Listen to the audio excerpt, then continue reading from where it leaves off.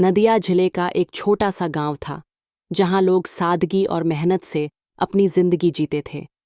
गांव के पास ही एक घना जंगल था जिसके बारे में अजीब अजीब किस्से मशहूर थे।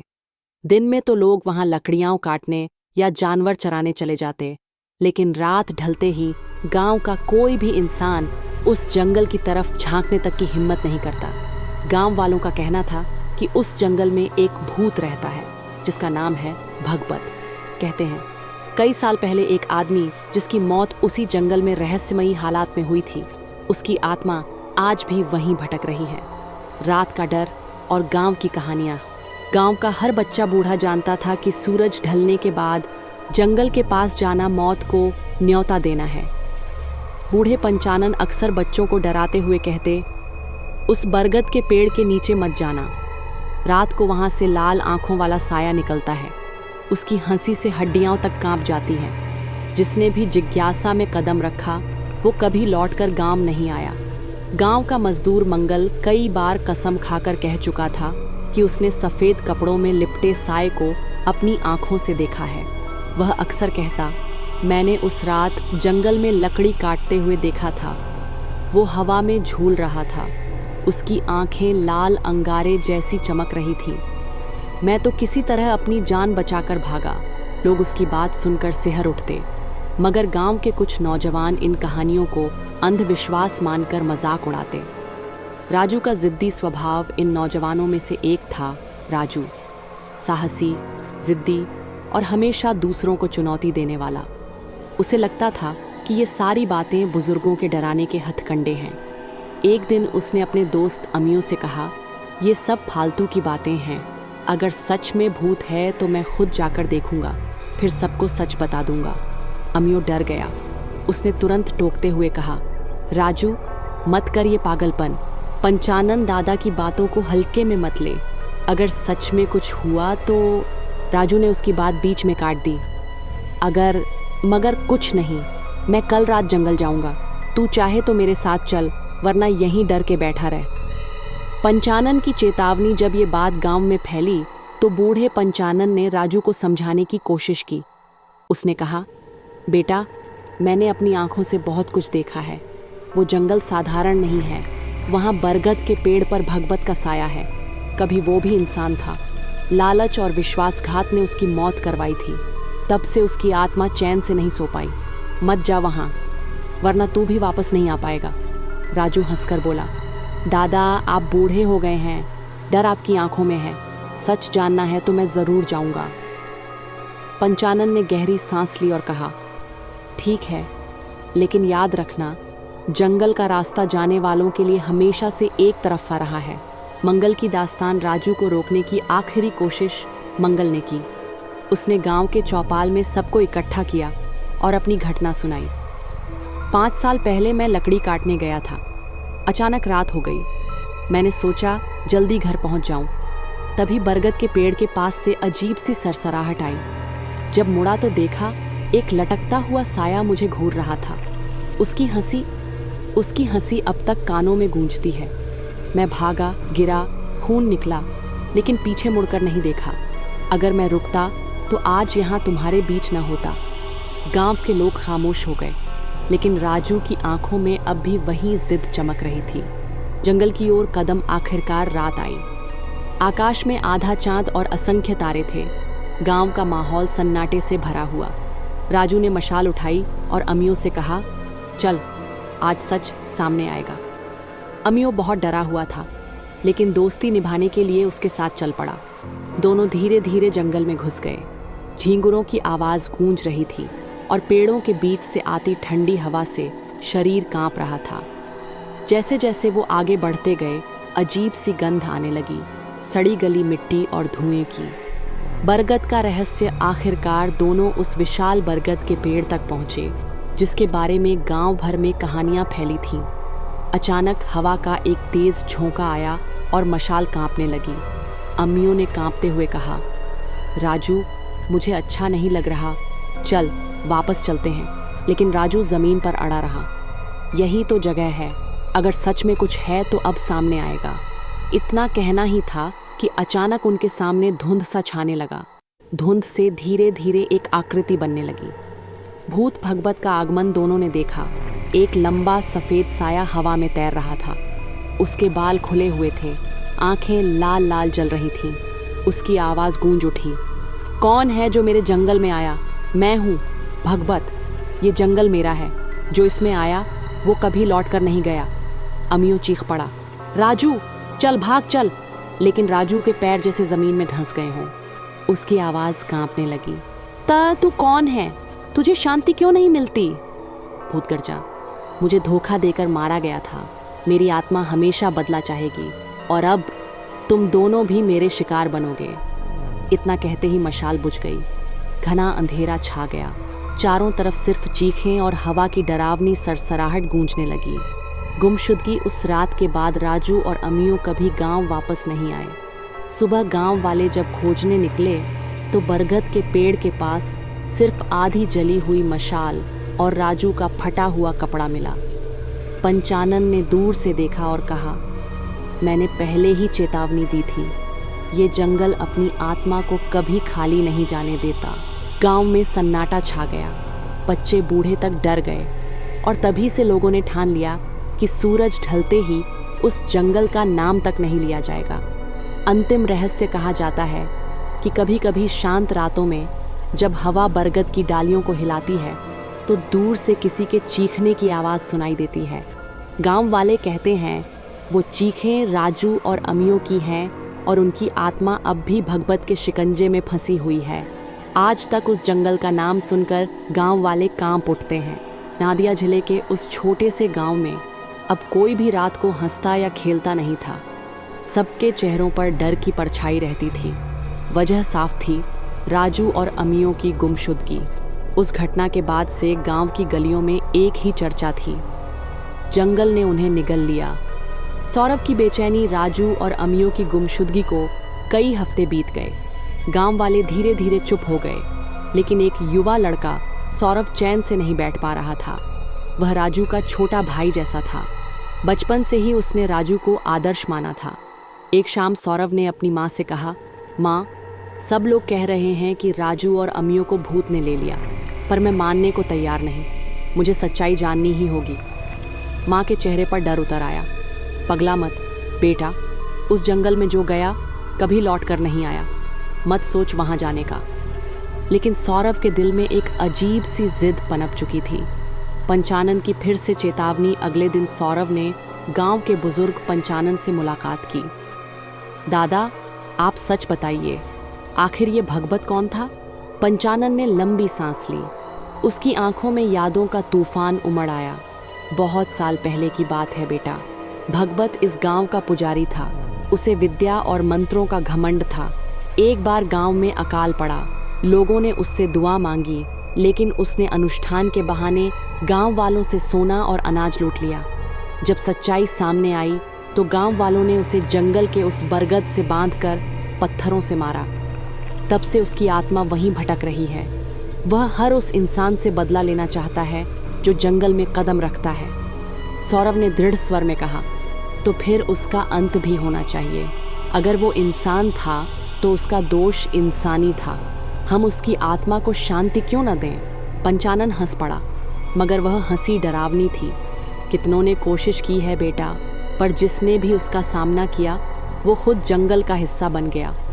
मंगल का राज गांव का मजदूर मंगल चुपचाप ये बातें सुन रहा था। अचानक उसने कहा, अगर सच्चाई जाननी है तो मैं तुम्हें ले चलूँगा। मैंने भगवत को अपनी आंखों से देखा है। शायद इस बार हम सच को पकड़ पाएं। सौरभ की आंखों में उम्मीद की चमक आ गई। यात्रा की शुरुआत रात होते ही दोनों ने मशाल और कुछ लोहे के औजार उठाए और जंगल की ओर बढ़े। आसमान में बादल छाए थे, चांद धुंध से ढका हुआ था। पेड़ों के बीच से आती सीटी बजाती हवा उनकी हड्डियों तक को ठंडा कर रही थी। जैसे जैसे वे जंगल में गहराई तक जाते, माहौल और अजीब होता जाता। कभी किसी औरत की रोने की आवाज़ सुनाई देती, कभी अचानक पैरों के नीचे सूखी टहनियाँ खुद ब खुद टूट जाती। मंगल ने धीरे से कहा, यही है वो जंगल की भाषा। यहाँ हर आवाज़ का मतलब होता है। ध्यान रखना। पुराना मंदिर जंगल के बीचों बीच उन्हें एक टूटा फूटा मंदिर दिखाई दिया। चारों तरफ झाड़ियाओं और लताओं से ढंका हुआ। मंदिर के अंदर एक टूटी मूर्ति थी और उसके पास चटकते हुए दीपक का अवशेष पड़ा था। सौरभ ने मशाल उठाकर देखा। पत्थर पर कुछ शब्द खुदे थे, जो मेरे साथ अन्याय करेगा उसका विनाश होगा। मंगल ने कांपते स्वर में कहा, ये मंदिर भगवत ने खुद बनवाया था। गांव वालों ने उसे यहीं मारकर दफनाया। अचानक मंदिर के अंदर से हवा का तेज झोंका आया। दीपक की लौ अपने आप जल उठी और फिर एक गहरी आवाज गूंजी, तुम दोनों क्यों आए हो? क्या तुम्हें अपनी मौत की तलाश है? भगवत का प्रकट होना बरगद के पेड़ की ओर धुंध छा गई। उसी धुंध से एक साया निकलकर सामने आया। वही लाल आंखें, वही सफेद कपड़े, वही डरावनी हंसी। मैं हूं भगवत, जिसने मुझे मारा। उनके वंशजों को मैं कभी चैन से नहीं जीने दूंगा। तुम्हारा भी यही हाल होगा। सौरभ ने हिम्मत जुटाकर कहा, अगर तू सचमुच पुजारी था तो धर्म का नाम मत कलंकित कर। आत्मा का उद्धार चाहो, बदला नहीं। भूत जोर से चीखा, मुझे उद्धार नहीं चाहिए, मुझे खून चाहिए, और अब तुम दोनों भी मेरे होंगे। सच का खुलासा अचानक सौरभ को कुछ आवाजें सुनाई दी। वह पलटा तो देखा, धुंध के बीच दो और साए खड़े थे। उनके चेहरे पहचानने लायक थे, राजू, अमियो, लेकिन वे अब इंसान नहीं थे। उनकी आंखें भी लाल थीं, चेहरा पीला और शरीर हवा में झूल रहा था। सौरभ के रोंगटे खड़े हो गए। नहीं, ये सच नहीं हो सकता। राजू की आत्मा ने दर्द भरी आवाज में कहा, भाग जा सौरभ, वरना तू भी हमारे जैसा बन जाएगा। भयानक पीछा भगवत ने जमीन हिलाने जैसा शोर मचाया। पेड़ पौधे खुद झूलने लगे। चारों तरफ से चीलों और कौओं की आवाज गूंज उठी। मंगल और सौरभ भागने लगे, लेकिन पीछे से लाल आंखों वाले साए उनका पीछा कर रहे थे। धुंध इतनी घनी हो गई थी कि रास्ता दिखना बंद हो गया। सौरभ ने मशाल घुमाई और चिल्लाया, भगवान, अगर सच में हो तो हमें बचा लो। अचानक मशाल से तेज रोशनी निकली और भगवत पीछे हट गया। उसकी चीख जंगल में गूंज उठी। अधूरा अंत सुबह जब गांव वाले जंगल के किनारे पहुंचे तो उन्होंने मंगल को बेहोश पाया, लेकिन सौरभ कहीं नहीं था। मंगल की आंखें खुलीं तो उसने कांपते हुए कहा, भगवत, वो सौरभ को ले गया। गांव वाले सहम गए। पंचानन ने आकाश की ओर देखा और बोला, जंगल की प्यास अभी बुझी नहीं है। जब तक भगवत की आत्मा को शांति नहीं मिलेगी, ये सिलसिला चलता रहेगा। गांव में अब हर कोई खामोश रहने लगा था। 3 जवान, राजू, अमियो और सौरभ, जंगल की अंधेरी गहराइयों में खो चुके थे। लोग खेतों में जाना छोड़ चुके थे। शाम होते ही दरवाजे बंद कर दिए जाते। गांव के बुजुर्ग पंचानन ने आखिरकार ऐलान किया, अब और चुप रहना मौत को न्योता देना है। हमें किसी ऐसे तांत्रिक को बुलाना होगा जो भगवत की आत्मा को काबू में कर सके। तांत्रिक का आगमन 2 दिन बाद गांव में एक तांत्रिक पहुंचा। उसका नाम था बाबा बलराम। लंबा कद, जटा झूठ वाले बाल, लाल वस्त्र और गले में रुद्राक्ष की माला। उसकी आंखों में अजीब सी चमक थी। उसने गांव वालों को देखा और कहा, तुम सब ने बहुत देर कर दी। ये आत्मा अब सिर्फ एक बंधा हुआ प्रेत नहीं रही, बल्कि पूरा जंगल इसका हिस्सा बन चुका है। इसे शांत करना आसान नहीं। पंचानन फोल्डेड हाथों से बोला, बाबा, हमारी मदद करो।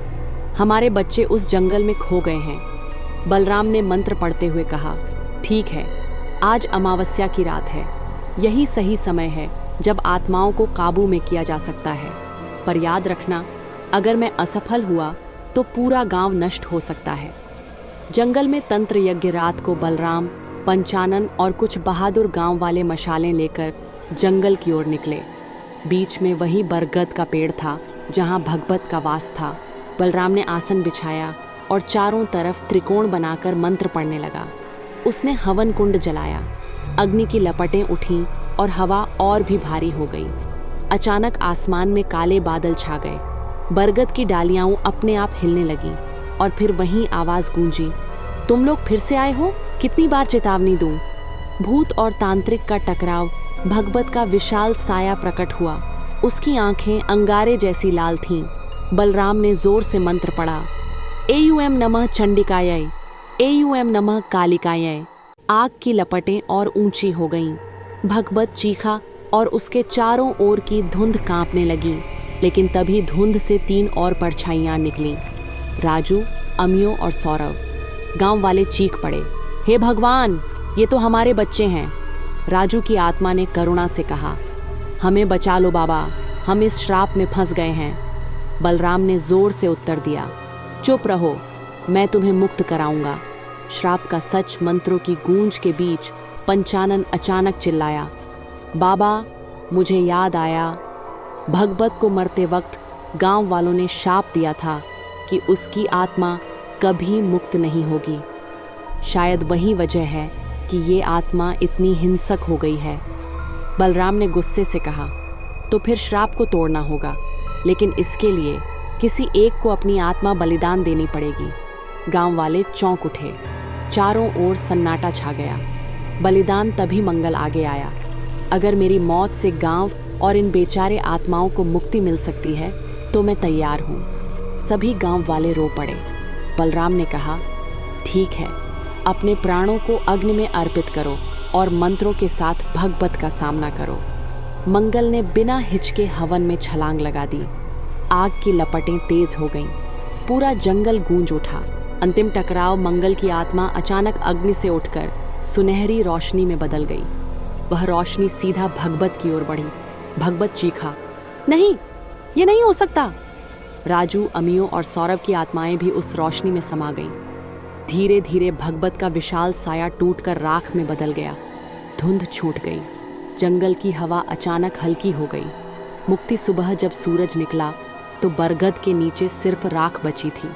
बलराम ने कहा, श्राप टूट गया, अब ये जंगल खतरनाक नहीं रहा, लेकिन मंगल का बलिदान हमेशा याद रखना। गांव वाले झुककर बोले, जय मंगल। उस दिन के बाद से गांव वालों ने उस जंगल को मुक्तिवन कहना शुरू कर दिया। लेकिन कभी कभी रात के सन्नाटे में लोग कहते हैं, किसी कोमल आवाज में ये शब्द सुनाई देते हैं, धन्यवाद। शायद वो राजू, अमियो, सौरभ और मंगल की आत्माएं थीं जो अब शांति में थीं। सालों बाद गांव में नई पीढ़ी बस चुकी थी। अब गांव के लोग शहर की ओर पलायन कर चुके थे और मुक्तिवन केवल कहानी बनकर रह गया था। लेकिन कुछ लोग अब भी उस जंगल के पास से नहीं गुजरते थे। शहर से आने वाले छात्र, कुछ कॉलेज के छात्र, चंद्र, धीरज और सैकत, शहर से रिसर्च प्रोजेक्ट के लिए गांव आए। उनका उद्देश्य था भारत के प्राचीन जंगलों और रहस्यमय कहानियों का अध्ययन। गांव के लोग उन्हें बार बार चेतावनी देते रहे, मुक्तिवन मत जाना, वहां पहले भी लोग गुम हो गए थे। लेकिन युवा मन की जिज्ञासा ने उन्हें रोक नहीं पाया। जंगल का पहला अनुभव, पहली रात, तीनों छात्र मशालें लेकर जंगल में प्रवेश करते हैं। जंगल अजीब तरह की धुंध और रहस्यमय आवाज़ों से भरा हुआ था। कहीं से हिलती डालियाँ, कहीं से अजीब सी चीखें। धीराज ने डरते हुए कहा, क्या ये वही जंगल है जिसकी कहानियाँ हमने सुनी थीं? चंद्र ने हंसते हुए उत्तर दिया, ये सिर्फ डरावनी कहानियाँ हैं, असली डर तो हमें नहीं मिलेगा। लेकिन जैसे जैसे वे आगे बढ़े, उन्हें वही बरगद का पेड़ दिखाई दिया, पुराना, विशाल और डरावना। पुरानी आत्माओं की चेतावनी। जैसे ही वे पेड़ के पास पहुंचे, हवा तेज हो गई और धुंध में 3 हल्की रोशनी चमकी, राजू, अमियो और सौरभ की आत्माएं। राजू की आवाज़ गूंजी, इस जंगल में मत रहो, ये मुक्तिवन सिर्फ नाम ही शांत है, लेकिन खतरा अभी भी है। सैकत ने हंसकर कहा, ये बस रोशनी है, हमारी आंखों का खेल है। लेकिन तभी जंगल में कहीं से हल्की हंसी और लाल आंखों वाली परछाई दिखाई दी। भगवत का रहस्य। धुंध से धीरे धीरे वही भगवत की भूतियाँ, परछाई उभर आई। लेकिन इस बार वह कमज़ोर नहीं थी, उसके लाल आंखें अब भी चमक रही थीं। धीरज ने डर से चिल्लाया, ये वही है जो गांव वालों ने शापित किया था। पर राजू की आत्मा ने कहा, हमें पिछले बलिदान से शांति मिली, लेकिन उसका असर पूरी तरह समाप्त नहीं हुआ। कुछ चीज़ें अभी भी जंगल में जिंदा हैं। भगवत अब भी उन छात्रों का पीछा करने लगा। बलराम का मंत्र पुराना छात्रों ने गांव वालों से सुना था कि बाबा बलराम ने पहले इसे नियंत्रित किया था। चंद्र ने कहा, हमें बलराम के मंत्र की तलाश करनी होगी, तभी हम सुरक्षित निकल पाएंगे। धुंध में चलते हुए उन्हें पुराने हवन कुंड और त्रिकोण चिन्ह दिखाई दिए। धीरज ने गूंजती आवाज में मंत्र पढ़ना शुरू किया, एयूएम नमः चंडिकाय, एयूएम नमः कालिकाय। जैसे ही मंत्र पढ़ा गया, भगवत की भूतिया परछाई पीछे हटने लगी। अंतिम संघर्ष, जंगल की हवा और भी तेज हो गई। भगवत ने चीखा, तुम लोग फिर भी मेरे जंगल में कदम रख गए, मेरी शक्ति अभी खत्म नहीं हुई। लेकिन राजू, अमियो और सौरभ की आत्माएं छात्र की मदद करने लगीं। उनकी रोशनी ने भगवत को पीछे धकेल दिया। आखिरकार भगवत का साया जंगल की मिट्टी में समा गया। धुंध छंट गई और जंगल शांत हो गया। नई शांति सूरज की पहली किरण में छात्र बाहर निकले। धीरज ने कहा, शायद अब ये जंगल सच में सुरक्षित है, लेकिन इसकी कहानियां हमेशा लोगों को डराएंगी। चंद्र ने कहा, हाँ, और जो भी कभी मुक्तिवन आएगा उसे इन चेतावनियों को याद रखना होगा। गांव के लोग अब भी कहते हैं, मुक्तिवन अब सिर्फ नाम ही शांत है, पर रहस्य हमेशा जिंदा रहेगा।